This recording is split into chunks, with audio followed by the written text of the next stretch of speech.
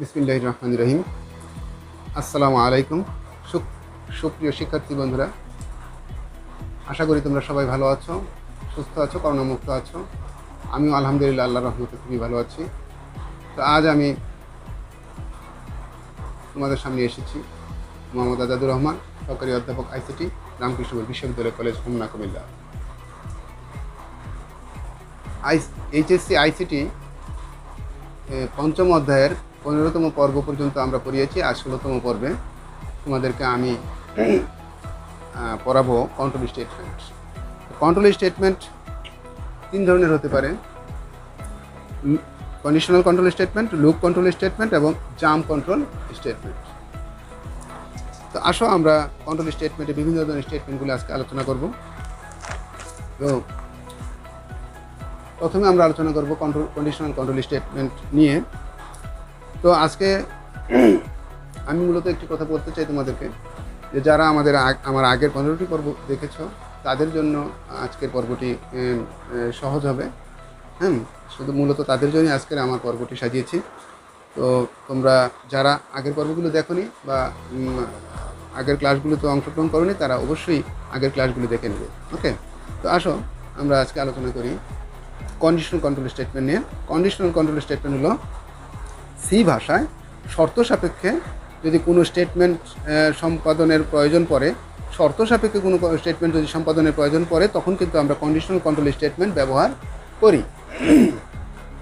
তো এক্ষেত্রে কী থাকে, একটি শর্ত থাকে, শর্ত যদি সত্যি হয় তাহলে একটি নির্ধারিত কাজ করবে, আর যদি শর্তটি সত্য না হয় তাহলে সে কাজটি হয় করবে না অথবা অন্য কাজ করবে। ওকে, তো এই কন্ডিশনাল কন্ট্রোল স্টেটমেন্ট বিভিন্ন রকমের আছে।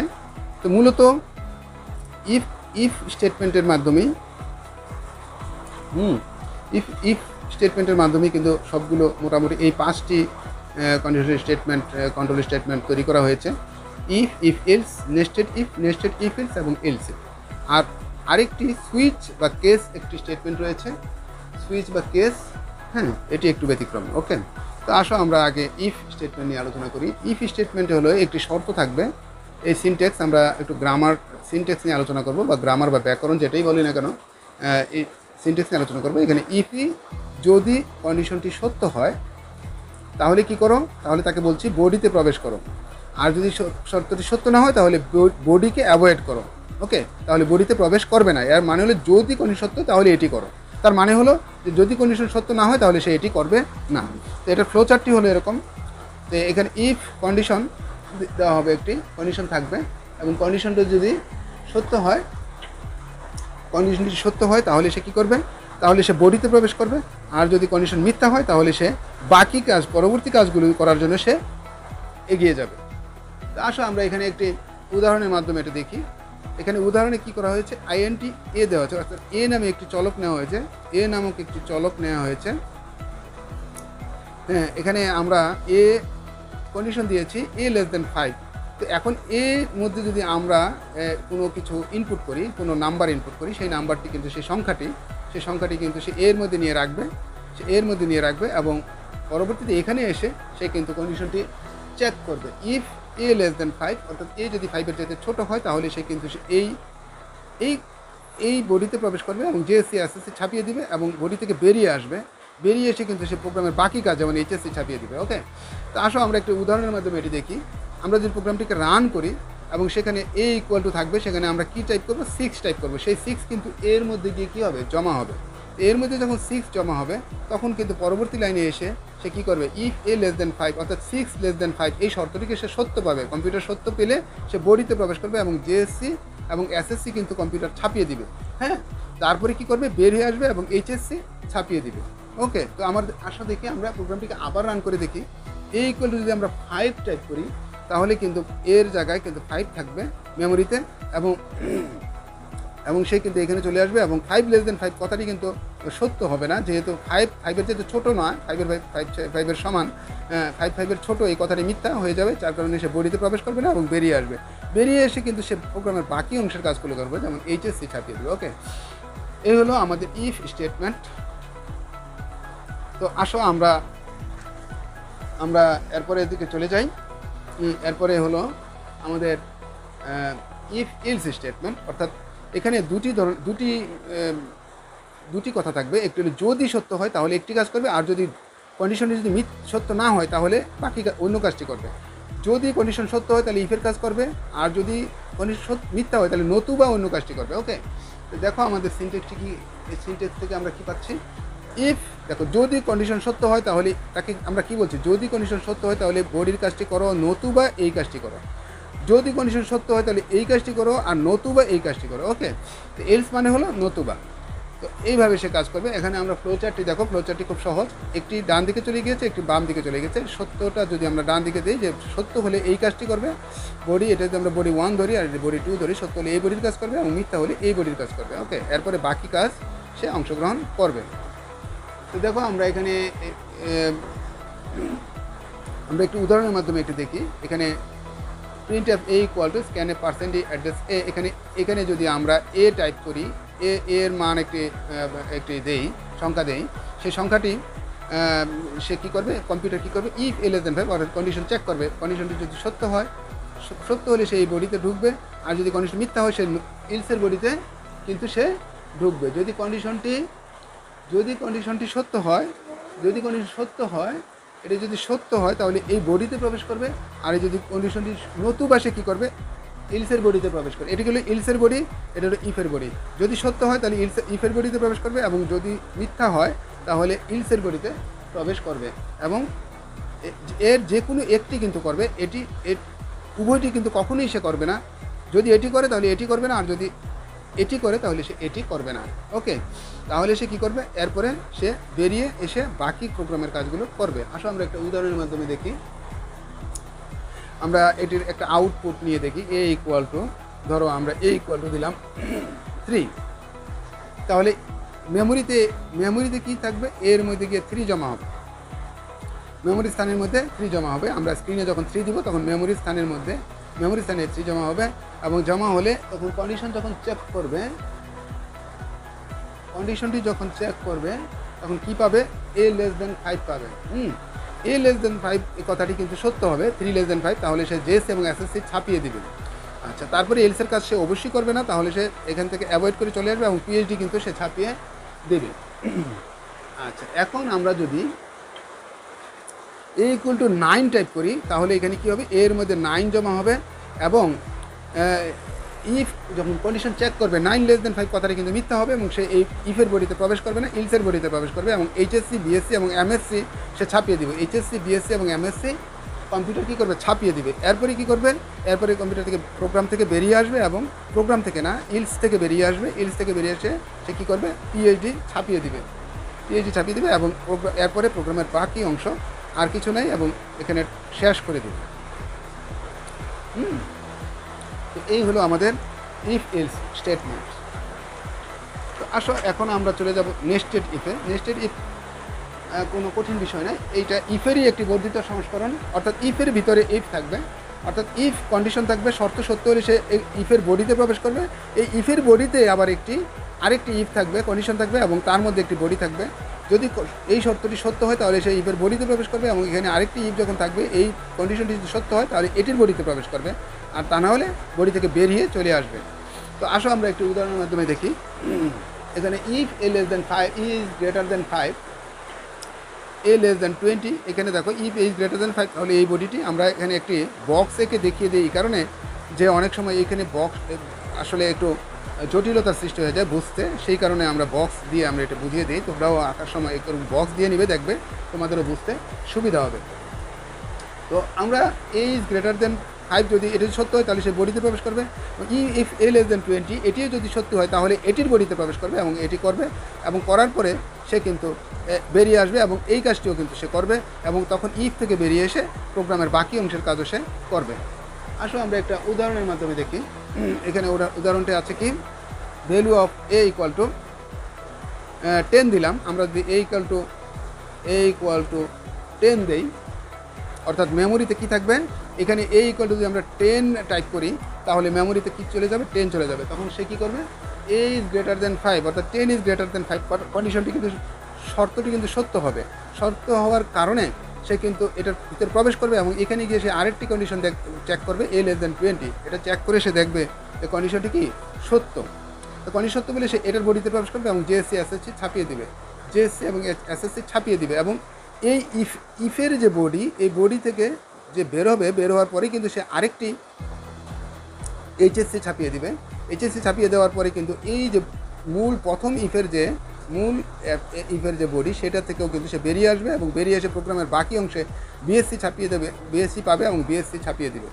ওকে, তো আমরা যদি এটিকে আবার চেক করি, আবার যদি প্রোগ্রামটির ইফ এ ইকুয়াল টু 30, আচ্ছা এ ইকুয়াল টু যদি 30 হয়, এ ইকুয়াল টু যদি 30 হয়, তাহলে সে কী করবে, সে এই কন্ডিশন সত্য হবে এবং সে এটার ভিতরে চলে যাবে এবং এ লেস দেন 20, 30 লেস দেন 20 এটা কিন্তু মিথ্যা হবে। মিথ্যা হয়ে যাওয়ার কারণে সে কিন্তু এই ইফের বডিতে প্রবেশ না করে বেরিয়ে এসে এইচএসসি ছাপিয়ে দিবে এবং তখন কিন্তু সে এই পুরো ইফের বডি থেকে বাইরে চলে আসবে এবং বিএসসি ছাপিয়ে দিবে।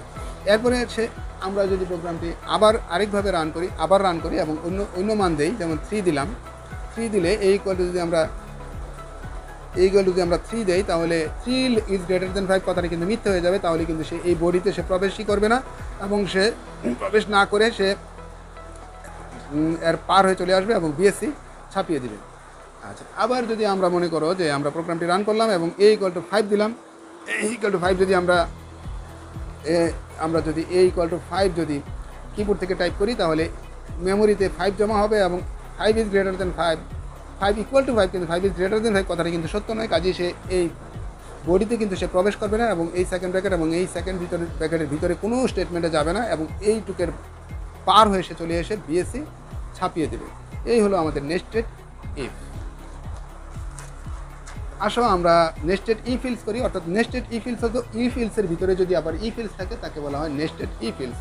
অর্থাৎ ইফের ভিতরে ইফ ইলস থাকতে পারে, অথবা ইলসের ভিতরে ইফ ইলস থাকতে পারে, অথবা ইফ ইলস উভয়ের ভিতরে ইফ ইলস থাকতে পারে, আবার ইফ ইলসের ভিতরে ইফ ইলস এবং তার ভিতরে ইফ ইলস থাকতে পারে। এগুলোকে বলা হয় নেস্টেড ইফ ইলস। তো যাই হোক, এগুলো প্রথম একটু জটিল মনে হবে, কিন্তু আসলে একটির ভিতরে আরেকটি যাই হোক না কেন, আসলে ইফ ইলসের কাজই সবই একই জিনিস, ইফ ইলস। ওকে, তো আমরা এখানে দেখতে পাচ্ছি যে ইফ কন্ডিশন যদি সত্য হয় তাহলে সে তার বডিতে প্রবেশ করবে, কিন্তু এই বডির ভিতরে আরেকটি ইফ ইলস রয়েছে। ইফ কন্ডিশন সত্য হলে এই বডি কাজ করবে এবং যদি এটি মিথ্যা হয় তাহলে ইলসের কাজ করবে। এই কাজটি করার পর এটার থেকে বেরিয়ে আসবে, বেরিয়ে এসে সে ইলসের কাজ আর করবে না, সে বেরিয়ে যাবে। আর যদি এই কন্ডিশন মিথ্যা হয় তাহলে সে ইলসের ভিতরে বডিতে প্রবেশ করবে এবং ইলসের বডিতে কন্ডিশন চেক করবে, যদি সত্য হয় তাহলে এই বডির কাজ করবে, আর যদি এই কন্ডিশন মিথ্যা হয় তাহলে ইলসের কাজ করবে এবং এই বডি থেকে বেরিয়ে আসবে এবং এই ইফ কন্ডিশন থেকে কিন্তু সে বেরিয়ে আসবে। আসো আমরা একটি উদাহরণের মাধ্যমে দেখি। এখানে একটি উদাহরণ রয়েছে। এখানে এই উদাহরণে আমরা কি লিখেছি, তোমার printf a equal to printf scanf a, printf b, scanf b, এগুলোকে প্রত্যেকটাকে আমরা আলাদাভাবে স্ক্যান করেছি, এতে প্রোগ্রামটা বুঝতে একটু সুবিধা হয়। তো যাই হোক, আমরা এ ইজ গ্রেটার দেন 5 দিলাম এবং এটার বডির ভিতরে আরেকটি ইফ দিলাম, বি লেস দেন 20, এবং else if b less than 20 তাহলে এই বডিতে প্রবেশ করবে এবং ইফ বি লেস দেন 20 এই যদি মিথ্যা হয় তাহলে ইলসের বডিতে প্রবেশ করবে। আর যদি ইফ এই গ্রেটার দেন 5 এই শর্তটি যদি মিথ্যা হয় তাহলে সে এই বডিতে প্রবেশ করবে না, সে সরাসরি ইলসে চলে যাবে, ইলসের বডিতে অবশ্যই ঢুকবে। এবং এখানে যদি ইফের এই শর্তটি সত্য হয় তাহলে সে এই বডি করবে এবং এই শর্তটি যদি মিথ্যা হয় তাহলে ইলসের বডিতে যাবে এবং তারপর সে বেরিয়ে যাবে। তার সাথে একটি উদাহরণের মাধ্যমে দেখি। আমরা একটি উদাহরণের মাধ্যমে দেখি। এর মান যদি আমরা 8 টাইপ করি এবং বি এর মান যদি 10 টাইপ করি, দেখো আমরা এখানে মেমোরির ভিতরে তখন কি চলে যাবে, এ ইকুয়াল টু 8 এবং মেমোরির ভিতরে এর ভিতরে 8 থাকবে এবং বি এর ভিতরে কি থাকবে, বি নামক স্থানে কিন্তু তখন 10 থাকবে। আচ্ছা, যদি এর জায়গায় 8 এবং বিতে 10 থাকে তাহলে সে কন্ডিশন যখন চেক করবে তখন কম্পিউটার কন্ডিশন চেক করে এই কন্ডিশন কিন্তু সত্য পাবে। এই কন্ডিশন সত্য হলে সে কী করবে, এই ইফের বডিতে প্রবেশ করবে, কিন্তু ইলসের বডিতে সে কখনই আর যাবে না, এটাতে প্রবেশ করে এখানেই কিন্তু সে আবার আরেকটি ইফ পেয়েছে, ইফ স্টেটমেন্ট পেয়েছে বি লেস দেন 20, এখানে বি কিন্তু 10, তাহলে 10 লেস দেন 20 কথাটি কিন্তু এই শর্ত কিন্তু সত্য হলে সে কিন্তু জেএসসি এবং এসএসসি ছাপিয়ে দিবে। সে কিন্তু জেএসসি এবং এসএসসি কিন্তু সে ছাপিয়ে দিয়েছে। তো এরপরে কী করবে, জেএস এবং এসএস ছাপিয়ে দেবে এবং ইলসের কাজ কিন্তু সে করবে না, সুতরাং সে ইফ থেকে বেরিয়ে আসবে এবং ইলসের মধ্যেও সে যাবে না, কাজেই সে সম্পূর্ণ প্রোগ্রাম থেকে কিন্তু বেরিয়ে যাবে। আচ্ছা, এরপরে আবার যদি এটাকে আমরা অন্যভাবে অন্যভাবে যদি আমরা মান দিতে চাই, আবার যদি কম্পিউটারকে রান করি, প্রোগ্রামটি রান করি, তাহলে কি হবে, এর মান যদি আমরা দিই 8 এবং বি এর মান যদি আমরা 30 দেই, এর মান 8 এবং বি এর মান যদি 30 দেই, তাহলে কি হবে, তাহলে এ 8 ইজ গ্রেটার দেন 5 কথা যেহেতু এটা সত্য, তাহলে সে বডিতে প্রবেশ করবে, এবং বি লেস দেন 20 অর্থাৎ 30 লেস দেন 20, এটা যেহেতু শর্তটা কিন্তু 30 লেস দেন 20 এটা মিথ্যা, কাজে সে এই বডিতে যাবে না, কিন্তু না গেলে সে নতুবার মধ্যে যাবে। এইচএসসি কিন্তু সে ছাপিয়ে দিবে, এবং ছাপিয়ে দেওয়ার পর সে কিন্তু এলসকে অ্যাভয়েড করবে, এলসকে অ্যাভয়েড করে বাইরে চলে আসবে, এবং অন্য কোনো স্টেটমেন্ট না থাকার কারণে প্রোগ্রাম কিন্তু সে টার্মিনেট করে দিবে।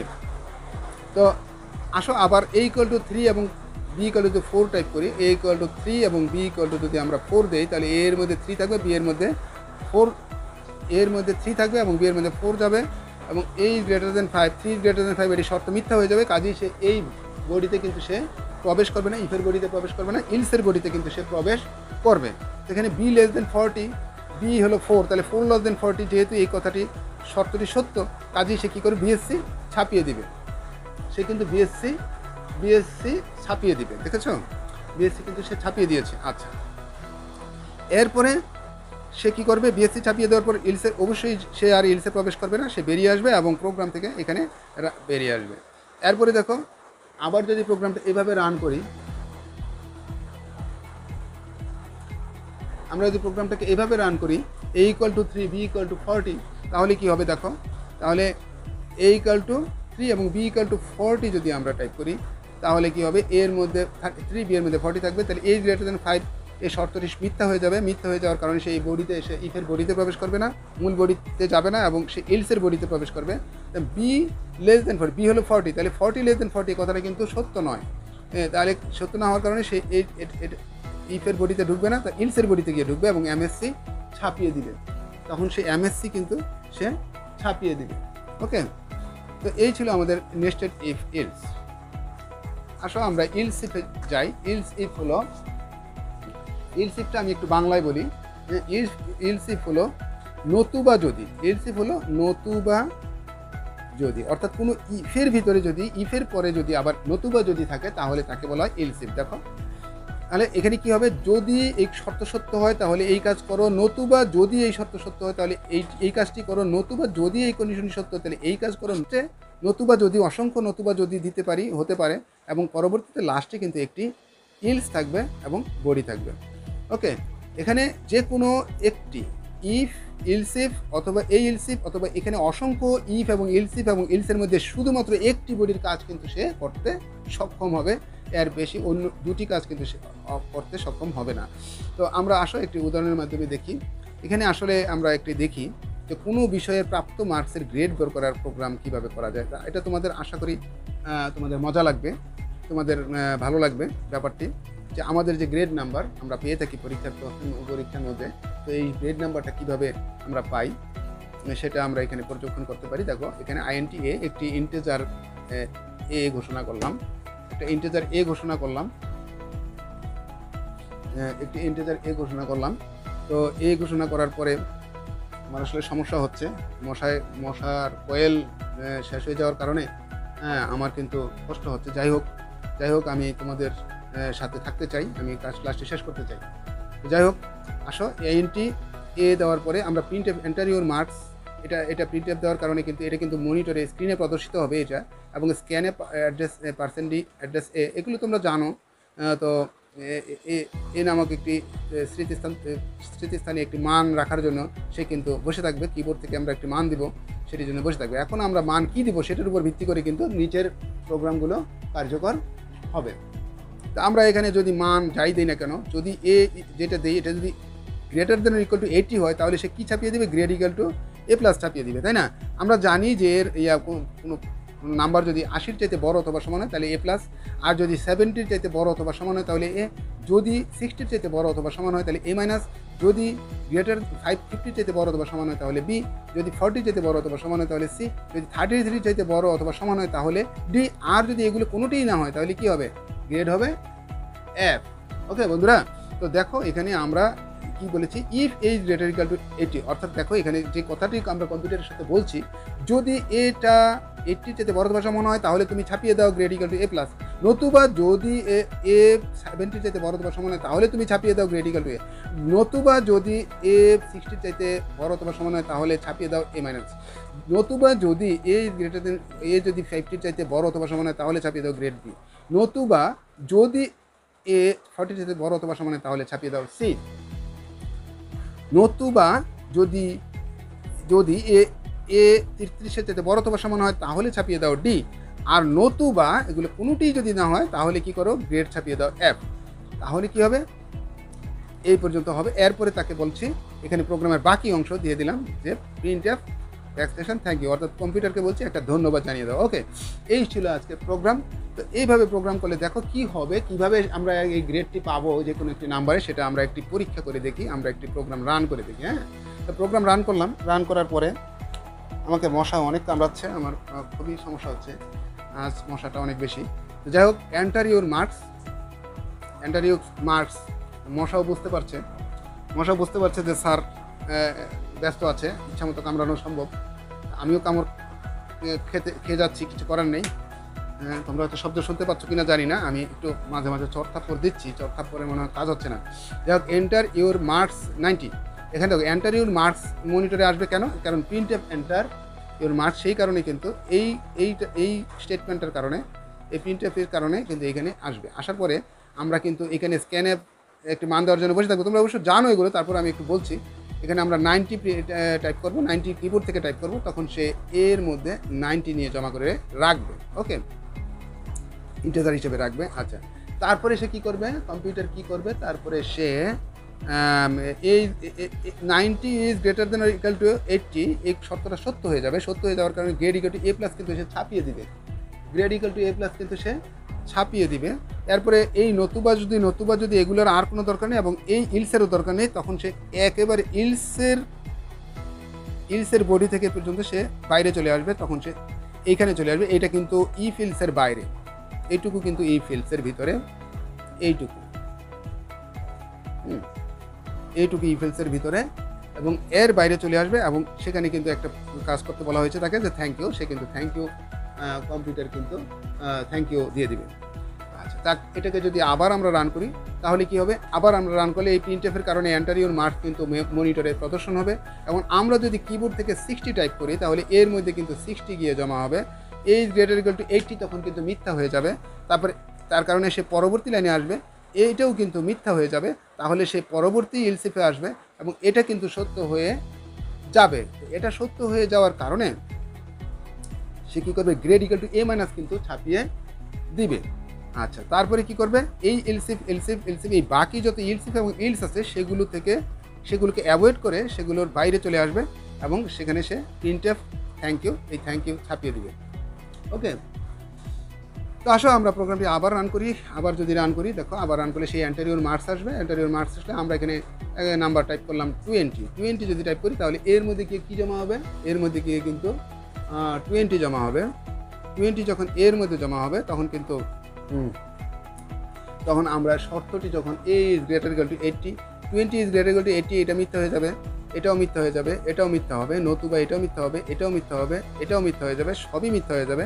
তখন কি হবে, ইলসের কাজ কিন্তু করবে। তারপরে ইলস আছে, ইলসের কাজ কি, grade equal to F, grade equal to F কিন্তু সে ছাপিয়ে দিবে, গ্রেড ইকুয়াল টু এফ সে ছাপিয়ে দিবে।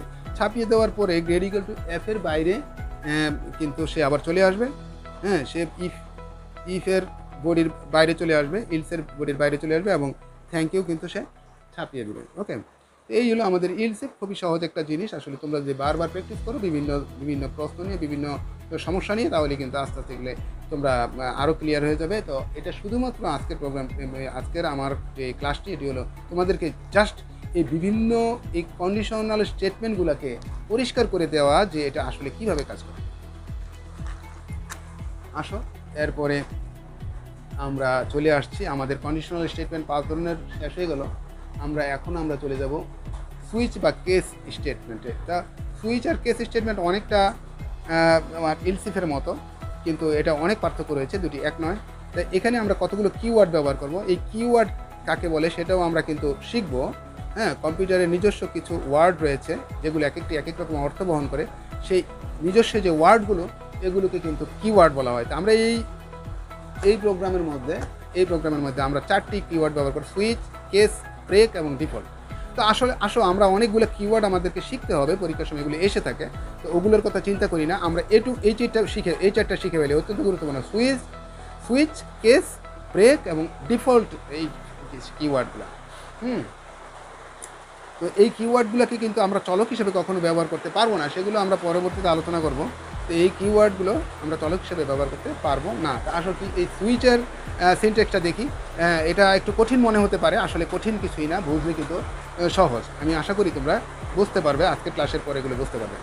তো সুইচ এক্সপ্রেশন থাকবে, এক্সপ্রেশন কথাটা এখানে ভয় পাওয়ার কিছু নেই। এখানে একটি আমরা উদাহরণ দেখলে তোমরা ক্লিয়ার বুঝে ফেলবে।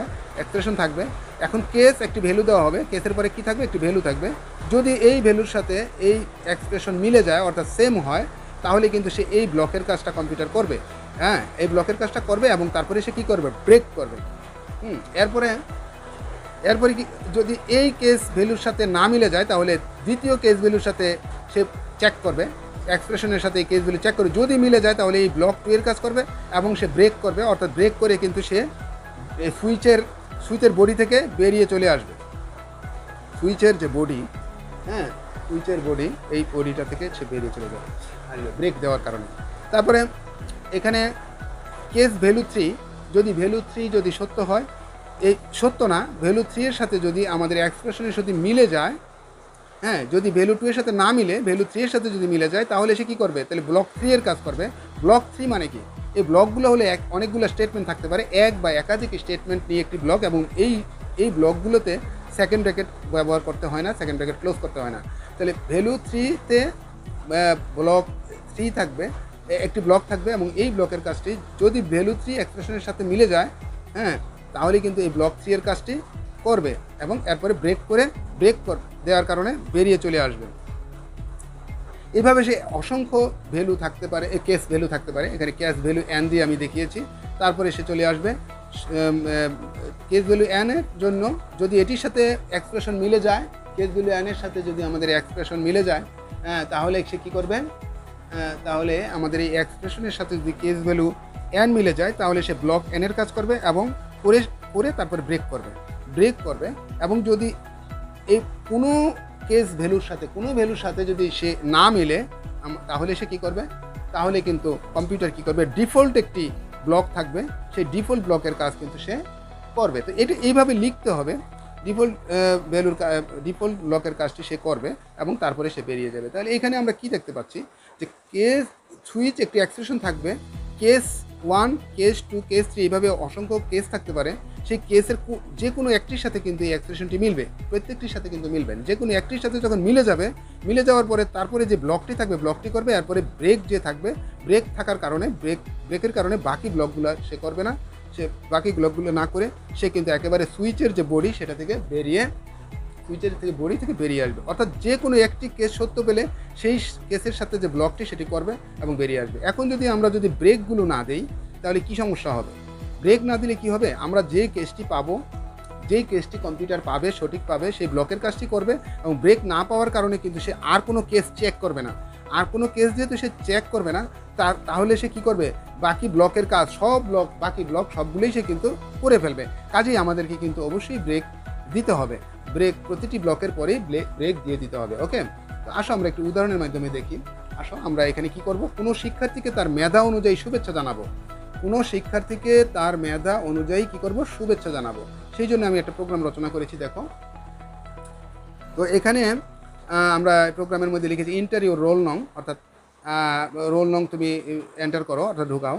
হ্যাঁ, তো এখানে সে একটা রোল নং ঢুকাবে, যে শিক্ষার্থী তার রোল নং ঢুকাবে, এন্টার করবে। এন্টার করলে পরে সেটি কিসে গিয়ে জমা হবে, এর মধ্যে কিন্তু গিয়ে জমা হবে, এ নামক স্মৃতিস্থানে কিন্তু সেটি জমা হবে। তো জমা হলে পরে এ নামক স্মৃতিস্থানে জমা হবে এবং তারপরে কিন্তু আসবে সুইচের কথা। সুইচ এ, দেখো সুইচ এ, অর্থাৎ সুইচটি হলো এ, অর্থাৎ এখানে যে সংখ্যাটি দেওয়া হবে সেটি হলো সুইচের এক্সপ্রেশন। আমরা এখানে দেখতেছি কেস 1, অর্থাৎ এখানে আমরা কি লিখেছি, কেসের মধ্যে 1, এই 1 আর এ যদি 1 হয়, এটা কেস কত 1, আর এর মান যদি আমরা 1 দিই, তাহলে এটার সাথে এটা মিলে গেলে সেই এই প্রিন্টএফের কাজ করবে, অর্থাৎ তার রোল যদি 1 হয় তাকে কংগ্রাচুলেশন জানাবে, এবং এরপরের লাইনে সে বলবে ইউ আর ফার্স্ট, এগুলো লিখবে। এরপর ব্রেক করবে, অর্থাৎ পুরো বডি থেকে, এই সুইচের বডি থেকে সে বেরিয়ে আসবে এবং তারপরে থ্যাংক ইউ জানাবে। ওকে। আর যদি তার রোল নং 1 না হয়, তার রোল নং যদি 2 হয়, তাহলে তার এই 2 এর সাথে কিন্তু এর সাথে কিন্তু মিলে যাবে। এ তখন 2 হলে তাহলে কেস 2 এটা মিলবে, এই কেসের সাথে মিলবে, মিলার কারণে তাহলে ভেরি গুড জানানো হবে এবং ইউ আর সেকেন্ড হবে, লেখা হবে, ছাপানো হবে, এবং এরপরে ব্রেক হবে, ব্রেকের কারণে কী হবে, বেরিয়ে চলে আসবে। এরপরে যদি তার রোল যদি 3 টাইপ করা হয়, তাহলে কী হবে, কেস 3 এর সাথে মিলবে। হ্যাঁ, এবং তখন যেহেতু এটা 3 এবং এর মানও 3, হ্যাঁ, এবং কেস এখানে 3, এই দুটি যখন মিলে যাবে, সেম হবে, তখন কিন্তু এই কাজটি করবে এবং এই কাজটি করবে এবং তারপর ব্রেক করবে এবং বেরিয়ে চলে আসবে। তারপরে থ্যাংক ইউ ছাপিয়ে দিবে। হ্যাঁ হ্যাঁ, এখানে অবশ্যই একটি থ্যাংক ইউ ছাপিয়ে দিবে। এরপরে যদি 1 2 3 কোনো কেসের সাথে যদি না মিলে, তাহলে এখানে একটি ডিফল্ট ভ্যালু আছে। ডিফল্ট ভ্যালুটি কি, ইউ আর নট গুড, অর্থাৎ 1 2 3 রোল কোনোটাই যদি না হয়, তাহলে তার রোল হবে কত, তাহলে তার রোল হবে হয় 4 5 6 বা 10 20 যাই হোক না কেন, তাকে এই প্রোগ্রামের মাধ্যমে তাকে বলা হচ্ছে ইউ আর নট গুড। তারপরে বলা হচ্ছে স্টাডি হার্ডার, তারপরে বলা হচ্ছে you are wish your success, তোমার সফলতা কামনা করি, এগুলো লেখা হবে। এরপরে কী হবে, এরপরে এগুলা প্রিন্ট করে এবং বেরিয়ে আসবে। যাই হোক, এখানে আমরা উদাহরণের কথাগুলো আসলে বলেই দিয়েছি, তারপরে আমি এটা আবার আলোচনা করতে চাই, আবার আলোচনা করি। এখানে এন্টার ইউর রোল নং, আমরা প্রোগ্রামটি যদি রান করি, আমরা উদাহরণ দিয়ে দেখাচ্ছি, প্রোগ্রামটি যদি রান করি, তাহলে এন্টার ইউর রোল নং, এখানে 1 যদি কেউ দেয়, তাহলে কি হবে, এখানে এটা এর মান কী হয়ে যাবে, 1 হবে, এবং এর মান 1 হওয়ার কারণে এই কেসের সাথে মিলে যাচ্ছে, এই কেসের সাথে যেহেতু মিলে যাচ্ছে, যেহেতু এই কেস সাথে মিলে গেল, তাহলে সে কংগ্রাচুলেশন ছাপাবে এবং ইউ আর ফার্স্ট ছাপাবে। তাহলে কংগ্রাচুলেশন ছাপালো এবং ইউ আর ফার্স্ট ছাপালো। এরপরে কি করলো, এরপরে কিন্তু সে একেবারে এই সুইচ থেকে বেরিয়ে আসবে এবং কিন্তু এখানে কিন্তু আছে থ্যাংক ইউ ছাপানো, তাহলে কাজেই থ্যাংক ইউ ছাপাতে বলা হয়েছে, সে কিন্তু থ্যাংক ইউ ছাপিয়ে দেবে।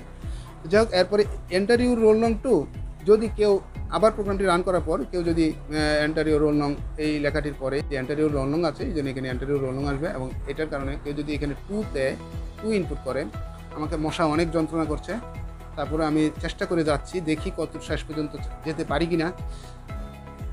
তো এন্টার ইউর রোল নং, এখানে যদি কেউ 2 দেয়, তাহলে দেখো এই কেসের সাথে মিলবে না, এই কেসের সাথে কিন্তু মিলে যাবে।